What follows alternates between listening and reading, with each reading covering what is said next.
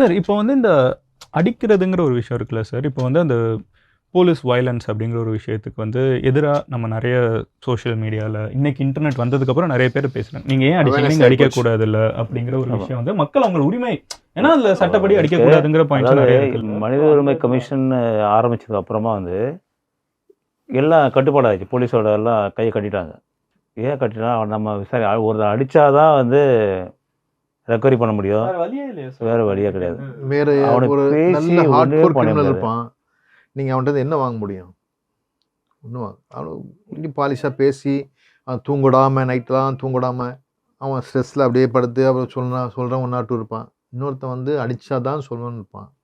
So இதில் வந்து பிரச்சனைகள் வருது. சார் இப்போ இந்த நான் ஓப்பனாக டிஸ்கஸ் பண்ணுறதுனால தான் உங்ககிட்ட இது பேசுகிறேன். இப்போ இந்த ஜெய் பீம் படமாக இருக்கட்டும், அவர் வந்து விசாரணை மாதிரி, அதாவது அப்புறம் வந்து நானே ஒரு வீடியோ பேசியிருக்கேன்.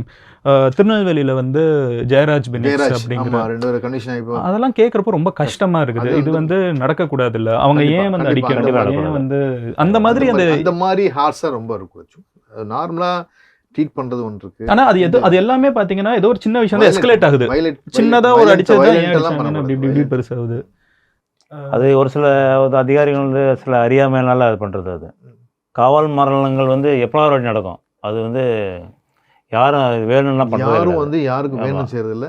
இல்லை. அவனுக்கு யாரும் முன் மோட்டிவோ ஒன்று இருக்க போகிறது இல்லை. இதோ இது பப்ளிக்கு உடைய இதில் ரெப்ரசன்டேட்டிவ் ஆஃப் பப்ளிக் செஞ்சால் ரெக்கவரி பண்ணால் பப்ளிக்கு சொல்லுவாங்க நல்லா இருக்குமேன்னு சொல்லி தான் அந்த நோக்கத்தெல்லாம் பண்ணுறாங்க. பண்ணும்போது இது மாதிரி ஆயிடுது. அது வந்து அந்த மாதிரி நீங்கள் சொன்னது வந்து அது தவறு தான். அது அந்த மாதிரி என்ன பண்ணக்கூடாது, ஹார்ஸாலாம் பண்ணக்கூடாது. என்ன மெத்தட்ஸ் இருக்கோ சொல்லி கொடுத்துருக்காங்க. அந்த மெத்தடெல்லாம் பேசி அவனை பேசி கன்வின்ஸ் பண்ணி நைட்டு தூங்கிடாமல் நிறைய இருக்குது, நிறைய வேலை இருக்குது. இன்ஜுரி இல்லாமலே வந்துட்டு வந்து ரெக்கவரி பண்ணலாம். நிறைய பண்ணியிருக்கோம் நாங்கள்லாம். இன்ஜுரி இல்லாமல் இருக்கலாம் பேசி அவனை தூங்க விடக்கூடாது. அக்யூஸை தூங்கவே விடக்கூடாது. அப்படியே தூங்குதா நீங்கள் என்ன பண்ணி கிரைமில் அப்படி தானே பண்ணுவீங்கலாம். ஒரு ஆள் வந்து சார் சொல்கிற மாதிரி ஒரு ரிசர்ச் போயிடுவார். நாங்கள் ரிவர்ஸ்லேருந்து வருவோம். அப்படியே இவங்க குடும்பத்தெல்லாம் கேட்பாங்க. கேட்டு ஏன்டா எதுக்குடா இந்த பிரச்சனை அப்படின்னு.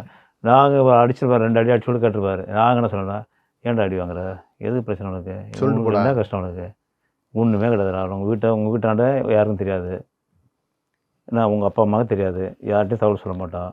நீ என்ன பண்ணி சொல்லிட்டேன்னா நாங்கள் பாட்டில் வாங்கிட்டு உங்கள் மட்டும் தள்ளி விட்டுற போகிறோம். எதுக்கு பிரச்சனை, எதுக்கு அடி வாங்குற எனக்கு, ஏன் பிரச்சனை, நாளைக்கு கல்யாணம் ஆகி ஒரு கேஸை போட்டு இந்த மாதிரி ஈல்டாகும். அப்படியே போனோன்னா அப்படியே சொல்கிறாங்க அந்த லைனாக இருக்குது.